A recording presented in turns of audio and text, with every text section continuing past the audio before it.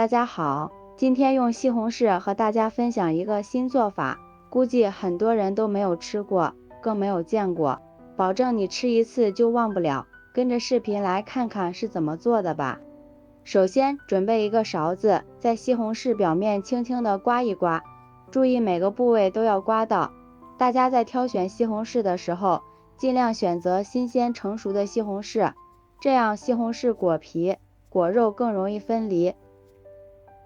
西红柿刮好之后，在顶部打个十字花刀，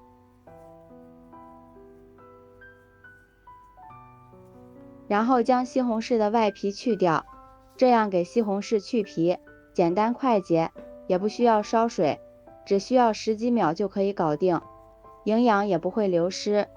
西红柿去皮之后，从中间对半切开，将硬蒂去掉。先将西红柿切成薄片，现在的西红柿口感好，也比较沙瓤，并且西红柿的营养也很丰富。这个季节一定要多给家人孩子吃一些，对身体特别好。再改刀切成小丁，全部切好之后放入大碗中。下面准备一把摘好的韭菜放入盆中，往里面加入1勺食盐，再倒入适量的清水，将韭菜充分的清洗干净，尤其是韭菜根部一定要多洗几遍。韭菜洗好之后捞出来，放到案板上，将韭菜切碎，韭菜香味浓郁，很多朋友都特别的喜欢。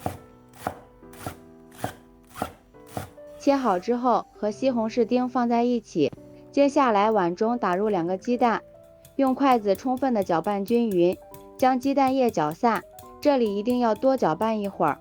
搅匀之后倒入蔬菜里面，然后往里面加入半勺食盐调味，少许的胡椒粉，再分2次加入面粉，用筷子搅拌均匀。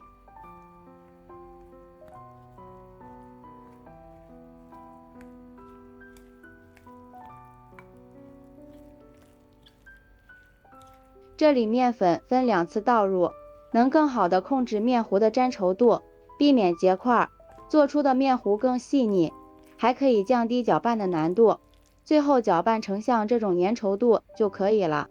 接下来电饼趁预热，刷上一层薄薄的食用油，油热之后将搅拌好的菜糊放进来，用铲子给它摊均匀，尽量摊成一个好看的大圆饼。上面滴少许的食用油锁住水分，再撒点白芝麻点缀一下，好看好吃又增香。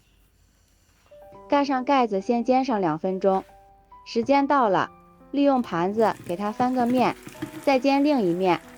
哇，看着就非常有食欲。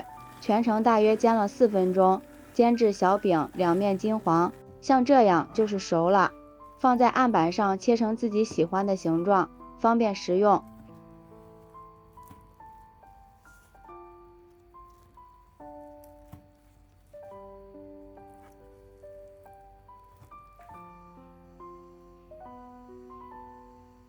这样我们好吃的西红柿饼就做好了，咬上一口又嫩又香。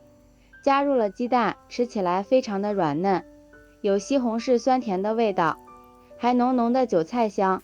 做法简单，吃起来一点也不油腻，当早餐也非常的好，孩子也特别爱吃。喜欢的朋友就抓紧收藏起来试试吧。喜欢我的视频可以点赞关注我呀，感谢您的支持。点我头像可以看到更多美食视频，咱们下期视频再见。